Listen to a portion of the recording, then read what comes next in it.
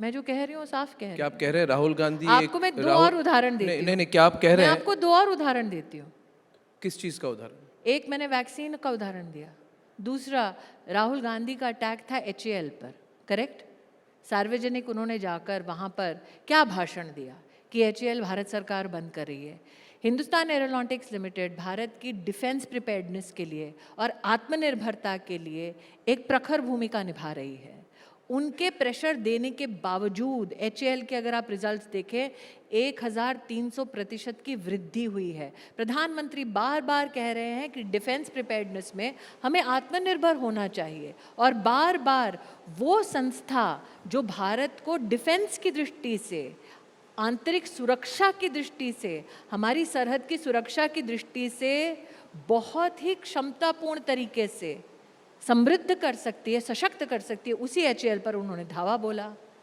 तीसरा उदाहरण आपको देती हूँ, हम किस बात का दमखम रखते हैं, हम किस बात का घमंड करते हैं, अभिमान करते हैं कि हम विश्व की सबसे बड़ी लोकतांत्रिक शक्ति हैं।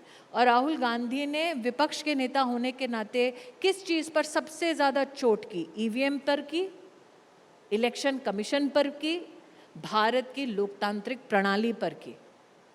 चौथा उदाहरण देती हूँ। एक मिनट। क्या आप कह रही हैं, बात अगर आप कह रही हैं तो खुलकर हो जाए, क्या स्मृति ईरानी जी आप कह रही हैं कि राहुल गांधी एक फॉरेन एजेंट है? मैं कह रही हूँ कि वो क्या फॉरेन कंपनीज के एजेंट है? खुलकर बात हो जाए। मैं तो इधर उधर की बात, आप इशारा उसी तरफ कर रही हैं। ना, मैं खुलकर बोल रही हूँ। मुझे नहीं लगता इस देश में किसी को भी इस बात का संदेह है कि मैं खुलकर नहीं बोलती हूँ। मैं खुलकर बोल रही हूँ और मुझे लगता है क्योंकि आप रिपोर्टिंग के माध्यम से जनता पर निर्भर करते हैं कि वो निष्कर्ष निकालें। आप मुझे बताएं कि जब मौत मंडरा रही हो या back is to the wall, कौन कहेगा कि हिंदुस्तान की कंपनीज पर विश्वास मत करो? जब आप जानते हैं ग्लोबल सप्लाई चेन्स रिस्ट्रिक्टेड है, लोग अपने देश के बॉर्डर्स बंद कर रहे हैं, तब अपने देश को सशक्त करने की बजाय आप कह रहे हैं कि नहीं जी, भीख का कटोरा लेकर किसी विदेशी कंपनी के सामने जाकर वैक्सीन की लाइन लगाओ। आप मुझे बताइए, जब आप कहते हैं कि हमें देश को आत्मनिर्भर करना है, वो कौन हिंदुस्तानी है, चाहे आप किसी को भी वोट करते हो, जो कहेगा कि हमें आत्मनिर्भर नहीं बनना है जी, हमें किसी और पर निर्भर करना है? अगर हम कहें कि हमारी सरहद पर हमारे जवान देश की रक्षा कर रहे हैं और अगर कोई आतंकी दस्ता हम पर हमला करता है जो स्टेट स्पॉन्सर्ड टेररिस्ट है, कौन हिंदुस्तानी जाकर अपने देश की आर्मी से प्रमाण मांगेगा? मुझे बताइए। आज एक विदेशी सरकार बैठ के, मैंने कहा ना, आप लोकतांत्रिक ढांचे पे पहले अपनी EVM पर, इलेक्शन कमीशन पर आप अटैक होते देखते हैं, फिर आप अपनी आर्थिक व्यवस्थाओं पर अटैक होते देखते हैं, अब आप आपकी मीडिया पर अटैक होते देख रहे हैं। आपने कभी सोचा था कि एक विदेशी ताकत, एक विदेशी सरकार हमारी देश की मीडिया को गोदी मीडिया कहेगी? कनाडा का एक कम्युनिकेशन हमारी देश की मीडिया को गोदी मीडिया कहता है। गोदी मीडिया तो विपक्ष कहता था। आज हमारे देश के जर्नलिस्ट, आपको तो बहुत प्रताड़ित किया है, लेकिन फर्स्ट पोस्ट हो, ANI हो, आपकी जी न्यूज़ हो, आपका CNN IBN का चैनल हो, आपके कितने मीडिया ऑर्गेनाइजेशंस पर एक विदेशी ताकत हमला कर रही है। नहीं, अब राहुल गांधी वाली बात जो कह रहे थे, मैं फिर से पूछ रहा हूँ, क्या आपको लगता है, क्या आपको शंका है, आपको लगता है वो एजेंट होने के काबिल हैं? मैं तो आपको ये कह रही हूँ। ये आप कह रहे हैं कि ये इनकी लैक ऑफ अंडरस्टैंडिंग है, मतलब कि देखिए कोई क्या उनको कोई यूज कर रहा है? नहीं, क्या ये गलतियां हैं? क्योंकि आपने कहा इलेक्शन के बाद आपने अर्नब जी एक चीज आपने एक मैं मिनट आपकी स्मृति ऑडियंस जी से एक चीज पूछ लूं आपकी नहीं, मैं 1 मिनट ये पूछ लेता हूं कि आपने कहा कि एक स्ट्रेटेजिक चेंज हुई है राहुल गांधी के पॉलिटिक्स में, हाँ है ना? हाँ। और जो आप इधर इंडिकेट कर रही है कि राहुल गांधी जो कर रहे हैं राष्ट्र विरोधी काम कर रहे हैं, विदेशी कंपनीज को हेल्प कर रहे हैं, मैं आपको नेशनल इंटरेस्ट के खिलाफ काम कर रहे हैं, तो क्या नहीं, क्या कोई उनको स्मृति जी यूज कर रहे हैं या फिर वो ऐसे ही हैं? देखिए, आप तो मुझसे ऐसी टिप्पणी मांग रहे हैं जैसे कि is he being manipulated by someone or is he doing this on his own? Like I said, I am not biologically related to him, hence I cannot tell you about his genetic predisposition to manipulation from international agencies. I can only say this. How much of this is convenient for his politics is to be reflected upon. और how much of this is convenient to other countries?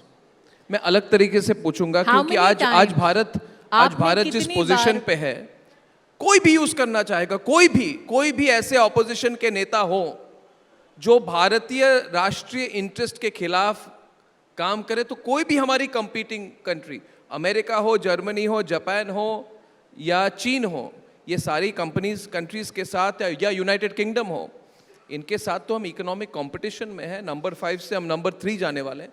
कई सारी countries होंगी वो चाहेंगी कि India के defence exports नहीं बढ़े, कई सारी कंट्रीज चाहेंगी कि इंडिया की फार्मास्यूटिकल प्रोडक्शन नहीं बढ़े, इंडिया की मैन्युफैक्चरिंग बेस नहीं बढ़े। चाइना चाहेगी कि आईफोन्स अभी भी चीन में बने, कि आईफोन्स अगर इंडिया में बनने शुरू हो जाए तो किसी ना किसी, और राहुल गांधी ने क्या कहा अमेरिका में, कहा कि भारत की कोई मैन्युफैक्चरिंग बेस है ही नहीं, सब चीन की मैन्युफैक्चरिंग बेस है। देखिए अर्नब जी, उनका क्या कथन है, वो उनके किस प्लेटफॉर्म पे खड़े हैं उस पर निर्भर करता है। आप कह रहे हैं कि किसी अंतर्राष्ट्रीय प्लेटफॉर्म पर जाकर कहते हैं वो कि भाई चीन में ये काबिलियत है कि चीन में ऐसी प्रिसिजन बेस्ड मैन्युफैक्चरिंग हो सकती है, लेकिन हरियाणा के चुनाव में आकर वो जलेबी की फैक्ट्री लगाना चाहते हैं। वही तो सवाल है ना, कि वो जब खुद से कहते हैं तो फिर जलेबी की फैक्ट्री की बात करते हैं।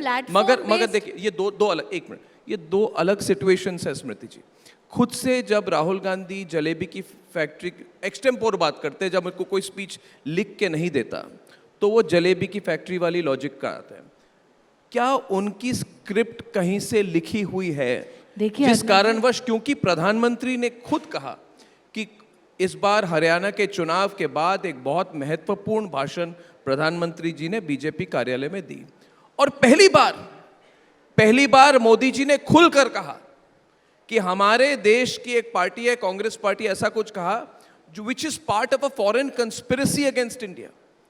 उन्होंने कहा एक विदेशी षड्यंत्र है और हमें पता है, और शब्द मुझे याद नहीं, उन्हें खेद की बात है कि भारतीय पार्टी विदेशी षड्यंत्र का पार्ट बन चुकी है। तो ये जो है, इस बात की कोई नींव तो होगी। प्रधानमंत्री जी तो ऐसे ये बात नहीं कहेंगे, और जो भी आप इंडिकेट कर रही हैं ये बहुत इंपॉर्टेंट है। तो मेरा सवाल फिर से है, और ये जलेबी फैक्ट्री वाला लॉजिक नहीं है, जब ये स्ट्रेटेजिक बातें कहते हैं, जैसे वो चीन के साथ कोई अरेंजमेंट करके आते हैं, वो अपने माताश्री के जाके चीन के साथ एक सीक्रेट अंडरस्टैंडिंग कर देते हैं, या फिर जब हमारे सेना के लोग डोकलाम में फेस टू फेस कॉन्फ्लिक्ट में होते हैं, उस वक्त वो साइड में एक 5 स्टार होटल में जाके चीन के एम्बेसडर के साथ सीक्रेट मीटिंग करते हैं। फिर वो अमेरिका में जाके बोलते हैं कि विदेशी देशों को भारत में इंटरफियर करना चाहिए। फिर कहते हैं ईवीएम नहीं चलती। फिर कहते हैं भारत में तो लोकतंत्र है ही नहीं, एवरीथिंग इज अ शैम। फिर कहते हैं कि हमारी देश की वैक्सीन ठीक नहीं है। फिर कहते हैं नहीं, हमने तो पूरा लद्दाख दे दिया चीन को। ये सारी चीजें जो हैं, इन पर कोई कनेक्शन तो होगा ना। ये तो these are not statements in isolation. तो आप इस चीज को कैसे देखती हैं? Do you feel there is a conspiracy? First, Rahul is a political complication that the Congress could not solve. Hence, I don't think you will be able to solve it. Rahul is a political complication which the Congress is not able to solve. Hence, you cannot solve it. But in terms of whether he is manipulating or he is being manipulated, मैं दोबारा कहती हूँ, विषयों को वो अपनी political convenience के दृष्टिकोण से देखते हैं। मैं दोबारा कहती हूँ, विषयों को वो अपनी पॉलिटिकल कन्वीनियंस, अपनी पॉलिटिकल ज़रूरतों के दृष्टि से देखते हैं। 1 मिनट, उसका मैं उदाहरण देती हूँ। जो व्यक्ति यूपीए के कार्यकाल में कहता है कि उसे हिंदू बेस्ड टेररिज्म से डर लगता है, वो एनडीए के कार्यकाल में मंदिर मंदिर घूमता है उत्तर प्रदेश में ताकि उसको वोट मिले। ठीक? जो व्यक्ति कहता है कि उसको हिंदू बेस्ड टेररिज्म से, सैफ्रनाइज टेररिज्म से डर लगता है, वो मंदिर मंदिर घूमता है, फिर हिंदू पे थियोलॉजियन बनकर लोगों को समझाने की कोशिश करता है। फिर कभी हिंदू होता है, कभी आधा हिंदू होता है, कभी पूरा हिंदू होता है, कभी बिल्कुल हिंदू नहीं होता, कभी सेक्युलर होता है, कभी मैं वही कह रही हूँ, वो प्लेटफॉर्म देखते हैं, अपनी पॉलिटिकल कन्वीनियंस देखते हैं और उसके हिसाब से अपना अगला दाव चलते हैं। अब तक आपकी पूरी कॉन्वर्सेशन जो रही है उसमें आपने खुद ही केस प्रूव किया है कि उन्होंने कब कब किस किस विषय पर भारत का विरोध किया है। हिंदुस्तान अपनी पूरी काबिलियत के आधार पर किस मुकाम पर पहुंच सकता है, उस मुकाम और आज की परिस्थिति और राहुल गांधी जैसे लोगों के बीच सिर्फ मोदी चट्टान बनकर खड़ा है। मैं आपको एक और चीज बोलती हूँ अर्नब जी, मैंने आपको वैक्सीन का बोला, मैंने आपको HAL का बोला। कोई भी हिंदुस्तानी लंबी छूट क्यों देते हैं? हाँ, इतनी लंबी छूट क्यों देते हैं? देखिए, एक मिनट, आपको सब कुछ पता है, एक मिनट देखिए, हार्डलाइन अप्रोच की जरूरत है, जो मुझे लगता है हार्डलाइन अप्रोच की जरूरत है। आप मुझे हार्डलाइन की एक्सप्लेनेशन बताइए। मैं आपको बताता हूँ हार्डलाइन का मतलब ये मेरा अपना पॉइंट ऑफ व्यू है जी।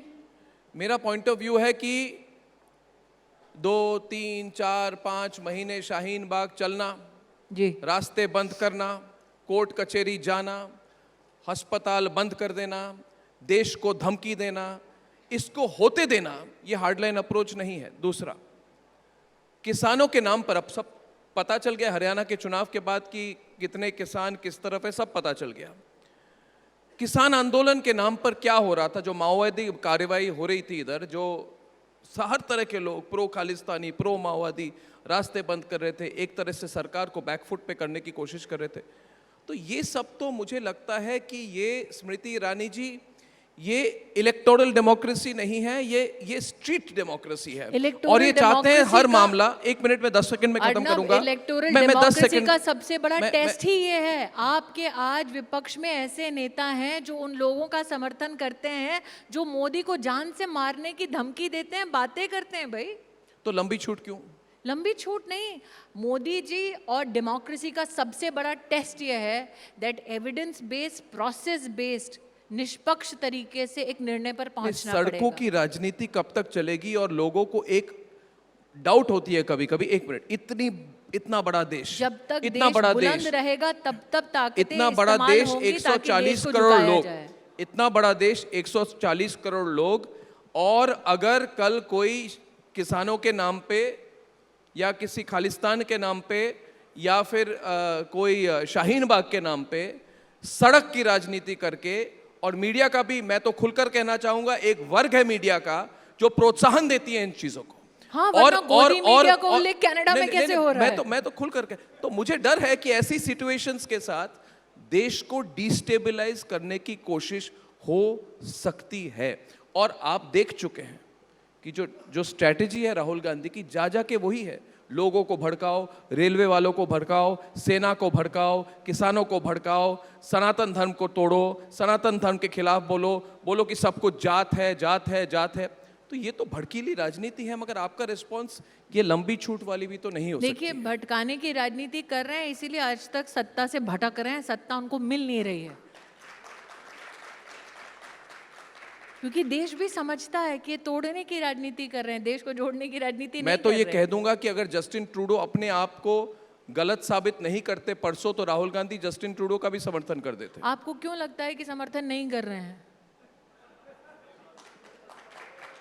कहां आकर उन्होंने प्रखरता से कहा है कि मेरे देश की मीडिया पर इस प्रकार से जो आप प्रभाव डालने की कोशिश कर रहे हैं, या आप ऑफिशियल कम्युनिकेशन से जो प्रहार कर रहे हैं, मीडिया मेरे देश में 4th स्टेट इंडिपेंडेंट है, सब कुछ लिंक्ड है। जैसे 1 महीने पहले वो अमेरिका में जाके उन्होंने कहा कि हमारे देश में सिख जो सिख हैं वो कड़ा नहीं पहन सकते। उस दिन रात को मैंने कहा कि मैं खुद पिछले 35 साल से कड़ा पहन रहा हूं, जो मुझे सिख दोस्त ने मुझे दी। मार्शल कौन है? एयरफोर्स के आपके मुखिया कौन है? मगर क्या लिंक्ड है? मैं कह रहा हूं कि जो कनाडा ने किया, जो खालिस्तानियों को समर्थन हो रहा है, और 1 महीने पहले अमेरिका में जाके जो राहुल गांधी ने कहा, क्या इसमें कोई लिंक नहीं है? क्या राहुल गांधी ने एक प्रो खालिस्तान लाइन नहीं ली 1 महीने पहले? और 1 महीने बाद उन्हीं खालिस्तानियों का समर्थन करने के लिए जस्टिन ट्रूडो ने अंतर्राष्ट्रीय साजिश की और मोदी का नाम लिया, हमारे प्रधानमंत्री का नाम लिया और हमारे देश के खिलाफ बात की। तो क्या ये चीजें लिंक्ड नहीं है? तो मैं फिर से पूछ रहा हूं, ये किसके लिए कर रहे हैं? मैं दोबारा कह रही हूँ, वो चाहते हैं कि आपको उकसाकर आपसे कुछ ऐसा करवाया जाए ताकि आपके लोकतंत्र को वो देश में विदेश में कलंकित करें। It takes a lot of self discipline to ensure that you keep following the path which is constitutionally ordained for the head of government. Narendra Modi ने वो डेमोक्रेटिक रिस्ट्रेन और अपने संविधान, अपने पद के प्रति वो सम्मान और वो डिसिप्लिन दिखाया है। वो भी जानते हैं कि ये जो राजनीति राहुल गांधी कर रहे हैं वो राष्ट्र की उन्नति के लिए नहीं कर रहे हैं, वो इनफैक्ट विपक्ष की एकता के लिए भी नहीं कर रहे हैं, वो सिर्फ अपने आप को पॉलिटिकली रेलेवेंट रखने के लिए राजनीति कर रहे हैं। क्योंकि अगर वो ज़मीन पर रेलेवेंट होते तो जो कश्मीर में उनका हाल हुआ, जो हरियाणा में उनका हाल हुआ, वो कांग्रेस पार्टी का हाल नहीं होता। उनको तो लगता है जम्मू कश्मीर सरकार में उनको 10 मंत्रालय मिलने चाहिए थे। मैंने कहा ना कि वो ऐसी पॉलिटिकल कॉम्प्लिकेशन है जो कांग्रेस पार्टी नहीं सुलझा पाई, तो साहब आप कहाँ से सुलझाइएगा। मगर आपने एक बात, बड़ी बात कही है कि आपने कहा है जो सिचुएशन है देश में भड़काने की कोशिश बहुत होगी, मगर जो बात इन्होंने कही है कि मगर इस भड़काने के मगर धैर्य रखना होगा। आप कह रहे हैं कि धैर्य के साथ, क्योंकि आपके धैर्य, उनका सबसे, एक सेकेंड, उनका सबसे बड़ा प्रहारी ये है कि अगर आप कांग्रेस पार्टी के नहीं हैं तो आपको लोकतांत्रिक तरीके से सरकार चलाना नहीं आता। नरेंद्र मोदी ने प्रूव किया कि लोकतांत्रिक तरीके से सरकार चलाने के लिए, देश को विकास के पथ पर ले जाने के लिए गांधी खानदान में पैदा होने की जरूरत नहीं है।